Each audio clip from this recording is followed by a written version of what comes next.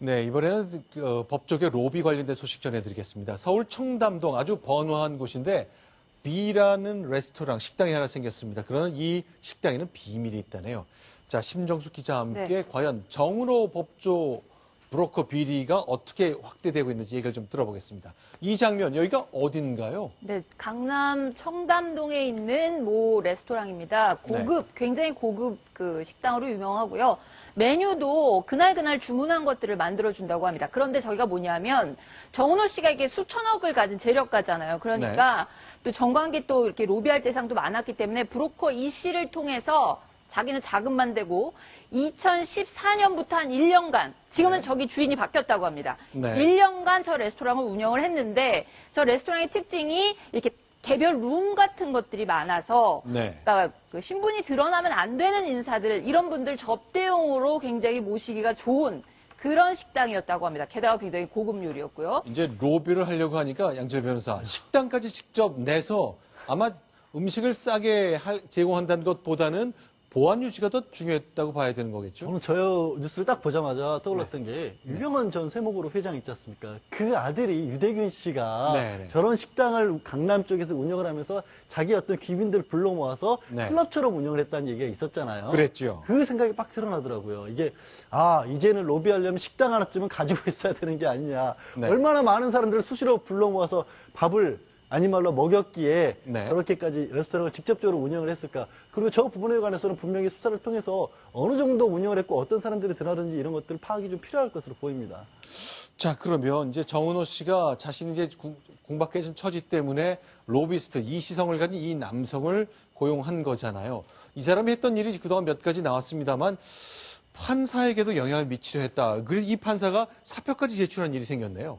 정은호 씨가 이제 그 도박 혐의 때문에 재판을 받고 있는 와중에 그 사건이 이제 배당을 받았던 부장판사가 있었습니다. 이 씨가 그 부장판사에게 식사 대접을 했습니다. 아까 그 레스토랑하고 다른 식당이라는 다른 뭐 고급 일식집이었다는데 그래서 그 일식집에서 밥 먹은 것이 문제가 나중에 될까봐 그 부장판사가 사건 기피 신청을 대법원에 왜냐하면 이해관계가 물려있기 때문에 이거는 공정한 재판이 될 수 없다. 이런 그 시각이 있을 수도 있기 때문에. 그래서 재판 기피 신청을 했는데 그래서 결국 그거는 받아들여졌지만 그럼에도 불구하고 왜 강남의 고급 일식점에서 브로커를 부장판사가 만나서 밥을 얻어먹느냐. 그 부분에 대한 논란은 남아있습니다. 아니요, 그런데 양 변호사, 이건 어떻습니까? 이제 내가 사건을 맡았어요. 그런데 이걸 알고 누가 찾아와서 저한테 비싼 밥을 샀어요. 알고 봤더니 저한테 부탁을 하는 것 같아요. 다음날, 나 말고 다른 사람한테 맡기는 것이 공정하겠습니다 했으면 이 부장판사의 조치는 적절한 것처럼 보이는데 왜 사표를 내야 되는 건지 모르겠네요.